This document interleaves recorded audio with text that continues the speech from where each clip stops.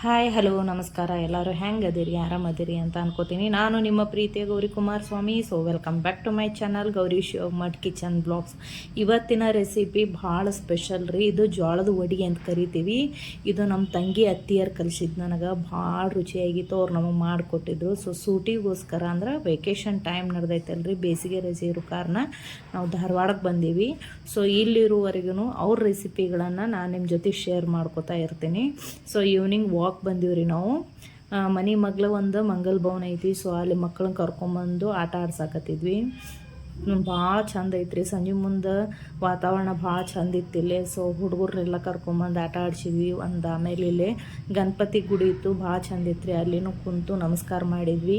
ಮಕ್ಕಳು cycle ತೊಗೊಂಬಂದಿದ್ರು. So ಅವರು enjoy ಮಾಡಿದರು. ಯಾಕಂದ್ರೆ ಸ್ಕೂಲ್ ಸ್ಟಾರ್ಟ್ ಆಗೋಣ ಬರೀ ಓದೋದು ಬರೀದು ಇದೇ ಆಗ್ಬಿಡ್ತೈತೆ ರೀ. ಮಕ್ಕಳಿಗೆ ಆಟ ಆಡೋಕ್ಕೆ ಟೈಮ ಸಿಗಲ್ಲ. ಸೊ ಅದಕ್ಕೋಸ್ಕರ ಮನೆ ಮಗಳು ಇರೋ ಕಾರಣ ಮಕ್ಕಳು ಕರ್ಕೊಂಬಂದ್ವಿ. ಅವ್ರು ಭಾಳ ಎಂಜಾಯ್ ಮಾಡಿದರು.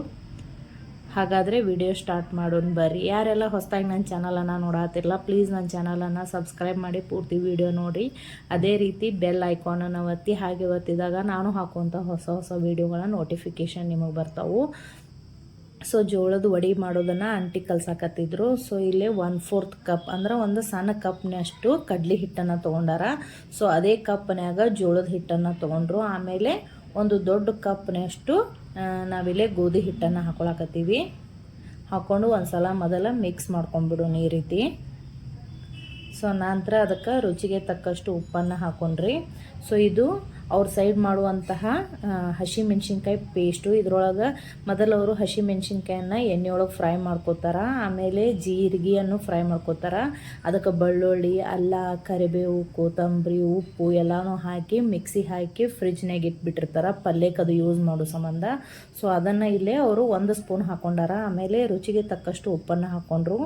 1 ಸ್ಪೂನು ಅಜ್ವಾಯಿನ ಹಾಕ್ಕೊಂಡು, ಅಂದ್ರೆ ಇದು ಜೋಳದ ವಡಿ ಇರೋ ಕಾರಣಕ್ಕೆ ಸ್ವಲ್ಪ ಚಲೋತ್ನಾಗ ಡೈಜೆಷನ್ ಅನ್ನೋ ಕಾರಣಕ್ಕೆ ಅಜ್ವಾಯಿನ ಹಾಕೊಳಕತ್ತಾರ. ರುಚಿನೂ ಸೂಪರಾಗಿರ್ತೈತೆ ರೀ ಇದು ಹಾಕೋದ್ಲಿಂದ. ಸ್ವಲ್ಪನೇ ನೀರನ್ನು ಹಾಕೋತಾ ಈ ಥರ ಹಿಟ್ಟನ್ನು ಮಿಕ್ಸ್ ಮಾಡ್ಕೋಬೇಕು. ಸೊ ನೀವು ಚಪಾತಿ ಹಿಟ್ಟನ್ನು ಯಾವ ರೀತಿ ಕಲಿಸ್ಕೊತಿರಲ್ಲ ಅದೇ ರೀತಿ ಕಲಿಸ್ಕೊಳ್ಳೋದು. ಸ್ವಲ್ಪ ಗಟ್ಟಿಯಾಗಿ ಕಲಿಸಿದು. ನೀವು ನಾಳೆ ಮಾಡೋದಿತ್ತಂದ್ರೆ ರಾತ್ರಿನ ಈ ಥರ ನಾದಿಟ್ಬಿಡ್ರಿ. ಇಲ್ಲ ಸಂಜೆ ಮುಂದೆ ಮಾಡೋದಿತ್ತಂದ್ರೆ ಬೆಳಗ್ಗೆ ಎದ್ದುಕೊಳ್ಳೋಣ ಈ ಥರ ಹಿಟ್ಟನ್ನು ನಾದಿಟ್ಬಿಡ್ಬೇಕು. ಸೊ ಅದು ಚಲೋತ್ನಾಗಿ ನೆನಿಬೇಕ್ರಿ ಹಿಟ್ಟು. ಸೊ ಇದನ್ನು ನಾವು ಬೆಳಗ್ಗೆನ ನಾದಿಟ್ಬಿಟ್ಟಿದ್ವಿ. ವಾಕ್ ಹೋಗಿ ಬರೋಣ ಇದನ್ನು ಮಾಡಾಕತ್ತಿದ್ವಿ ಸಂಜೆ ಮುಂದೆ. ಸೊ ಒಂದು ಕಡಾವಂಗಿ ಇಟ್ಟು ಎಣ್ಣೆ ಕಾಸಕ್ಕೆ ಇಟ್ಬಿಟ್ಟಿವಿ.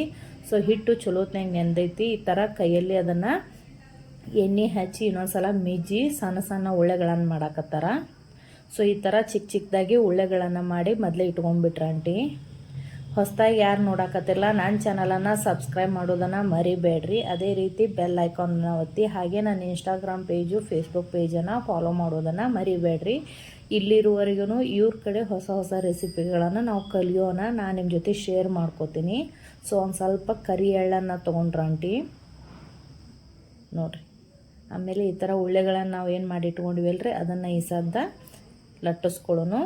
ಸೇಮ್ ಪೂರಿ ಶೇಪ್ನ್ಯಾಗನ ನೀವು ಲಟ್ಟಿಸ್ಕೋರಿ. ತೀರಾ ತಳಗೂ ಆಗಬಾರ್ದು, ತೀರಾ ದಪ್ಪನೂ ಆಗಬಾರ್ದು, ಮೀಡಿಯಮ್ ಸೈಜು. ಸೊ ಈ ಥರ ಲಟ್ಟಿಸಿ ಅದರ ಮೇಲೆ ಕರಿ ಎಳ್ಳನ್ನು ಅವರು ಈ ಥರ ಉದುರಿಸಿ ಇನ್ನೊಂದು ಸಲ ಲಟ್ಟಿಸಿ ಸೈಡ್ ಇಟ್ಕೊಂಡ್ಬಿಟ್ರು.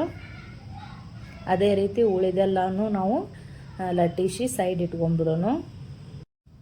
ಹಿರಿಯರಿಗೆ ಅನುಭವ ಜಾಸ್ತಿ ಇರ್ತೈತೆ ರೀ. ಅವ್ರ ಕಡೆ ಭಾಳಷ್ಟು ಅಡುಗೆ ಮನೆ ಟಿಪ್ಸ್ ಅಂದ್ರೆ ಕಿಚನ್ ಟಿಪ್ಸ್ ಅದಾವೆ. ಒಂದೊಂದಾಗಿ ನಾನು ನಿಮ್ಮ ಜೊತೆ ಶೇರ್ ಮಾಡ್ಕೋತೀನಿ. ಆಮೇಲೆ ರೆಸಿಪಿಗಳು ಭಾಳ ಚಂದ ಆಂಟಿ ಕಡೆ ಅವ್ರಿಗೆ ಗೊತ್ತದವ್ರಿ. ಅವ್ರ ಕಡೆ ಕಲಿನಂತ ನಾವು ಇಲ್ಲಿರುವವರೆಗೂ ಚಲೋತ್ನಾಗ ಎಣ್ಣೆ ಕಾದ ನಂತರ ಗ್ಯಾಸನ್ನು ಸಣ್ಣ ಮಾಡ್ಲಾರ್ದನ ಜೋರಾಗಿ ಇಡಬೇಕು ರೀ. ಜೋರಾಗಿ ಇಟ್ಟು ಇದನ್ನು ಕರಿಬೇಕು, ಅಂದಾಗ ಅಷ್ಟು ರುಚಿ ಆಗ್ತಾವೆ ಇವು. ಸೊ ಸುತ್ತಲೂ ಇರುವಂಥ ಎಣ್ಣೆನ ಈ ಥರ ಪುರಿ ಮೇಲೆ ಹಾಕೋತಾ ಇದ್ರೆ ಚಲೋತ್ನಾಗ ಪುರಿ ಉಬ್ಬುತ್ತಾವ ಅನ್ನೋ ಕಾರಣಕ್ಕೆ ಈ ಥರ ಹಾಕ್ತಾರವರು. ಸೊ ಇದನ್ನು ನೀವು ಸಂಜೆ ಮುಂದೆ ಸ್ನ್ಯಾಕ್ಸ್ ಟೈಮಿಗೂ ತಿನ್ಬೋದು, ಇಲ್ಲ ಬೆಳಗ್ಗೆ ನಾಷ್ಟಾ ಟೈಮಿಗೂ ತಿನ್ಬೋದು ರೀ. ಭಾಳ ರುಚಿಯಾಗಿರ್ತೈತಿ. ನಾವು ಮೊಸರು ಜೊತೆ ತಿಂದ್ವಿ, ಭಾಳ ರುಚಿಯಾಗಿತ್ತು. ಇಲ್ಲಾಂದ್ರೆ ನೀವು ಕೊಬ್ಬರಿ ಚಟ್ನಿ ಜೊತೆನೂ ತಿನ್ಬೋದು. ಎರಡು ಸೂಪರ್ ಕಾಂಬಿನೇಷನು.